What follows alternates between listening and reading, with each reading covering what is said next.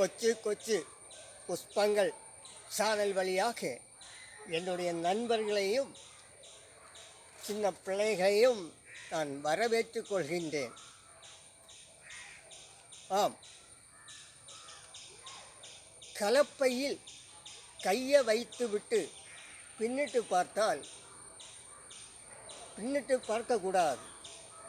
பார்த்தால் சுவையாக என்ன செய்ய முடியாது, உழ முடியாது. அதே போல் ஒரு பந்தய பொருளுக்காக நாம் ஓடும்போது லெக்கை நோக்கி ஓட வேண்டும். பின்னிட்டு பார்த்தால் பந்தய பொருள் வாங்க முடியாது.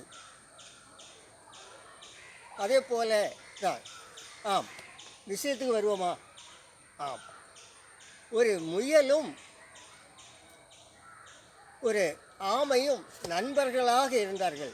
ரொம்ப கூட்டுக்காரர்களாக, ஃப்ரெண்ட்ஸாக இருந்தார்கள். ஒரு ஆற்றாண்டையில் ஆமை அந்த மரத்தின் அடியில் வாசத்தில் உட்கார்ந்திருக்கும். முயலும் அந்த மரத்து அடியில் வந்து உட்கார்ந்து நன்றாக பேசி சிரித்து என்ன செய்வார்கள், அவர்களுடைய சிரிப்பை வெளிப்படுத்தி கொண்டிருந்தார்கள். ஒரு நாளைக்கு அதுக்கு ஒரு யோசனை வந்தது. என்ன யோசனை தெரியுமா? ஆமை கேட்டுச்சு, நமக்கு 2 பேரும் நேரே ஓட வேண்டும். முதல்ல ஓடுகிறவர்களுக்கு ஒரு பரிசு கிடைக்கும். சரி, நீ தயாரா என்று கேட்டது. அப்போ முயல் சொல்லிச்சு, நான் ஓடுகிறதுக்கு தயார் தான், நீ தயார் தானா என்று கேட்டுச்சு. அப்போது என்னைக்குன்னு ஒரு டேட் புட் பண்ணியாச்சு. அது ஓட ஆரம்பித்தது. ஓடுகிற நாள் வந்ததும் முயலும் ஆமையும் அப்படியே உட்கார்ந்து விட்டு அப்படியே ஓட ஆரம்பித்தது. என்ன பிள்ளைகளை, நாமும் ஸ்கூலில் என்ன செய்கிறோம், ஓட்டப்பந்தயத்தில் ஓடுகிறோம். சிலர் வெற்றி அடைவார்கள், சிலர் தோற்று போவார்கள். அப்போது இந்த ஆமையும் முயலும் ஓட ஆரம்பித்தது. ஓடி ஓடி பார்த்தது, முயல் ரொம்ப முன்னாடி போயாச்சு. போன உடனே முயலுக்கு ரொம்ப சந்தோஷம்.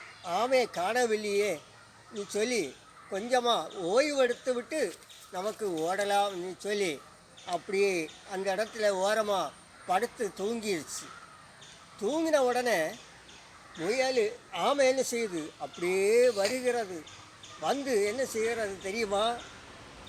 முயல் தூங்கிறதை பார்த்து விட்டு ஆமை மெதுவாக லெக்கை நோக்கி ஓடி அந்த பரிசை வென்று எடுத்தது. பாருங்கள், முயல் அப்படியே தூங்கிவிட்டது.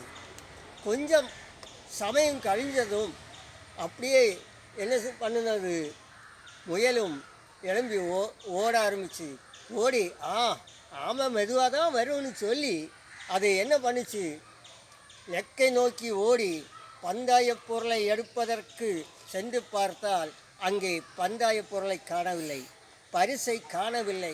பாருங்கள், அது ஆமை வென்றெடுத்தது.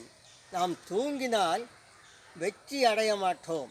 ஸ்கூலில் தூங்கினவன் கல்வியை இழந்து விடுவான், வெற்றியை இழந்து விடுவான். பாருங்கள், எந்த விஷயத்திலையும் நாம் லெக்கை நோக்கி ஓட வேண்டும். இல்லை என்றால் அந்த விஷயத்தை தோற்று விடுகிறோம். ஸ்கூலில் நாம் தூங்கினால் வெற்றியை அங்கே இழந்து விடுகிறோம், கல்வியை இழக்கின்றோம்.